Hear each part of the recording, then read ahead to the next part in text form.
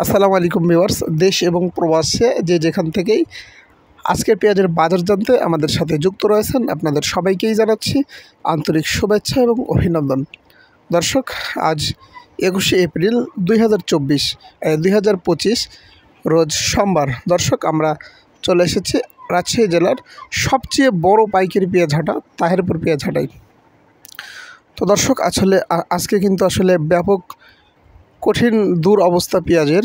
তো এই 25 সালে সবচাইতে নিম্ন পরিমাণ আজকে পেঁয়াজের দাম। তো আজকে পেঁয়াজের দাম শুনে কিন্তু মাথা নষ্ট হয়ে যাবে।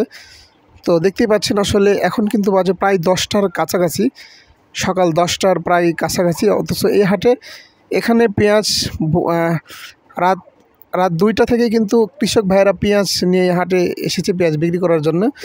তো এখানে কিন্তু 8টা পর্যন্ত সকাল 8টা পর্যন্ত কিন্তু কোনো পেঁয়াজ ক্রয় এবং বিক্রয় শুরুই হয়নি, কারণ ব্যবসায়িক ভাইয়েরা কিন্তু পেঁয়াজ কিনেনি।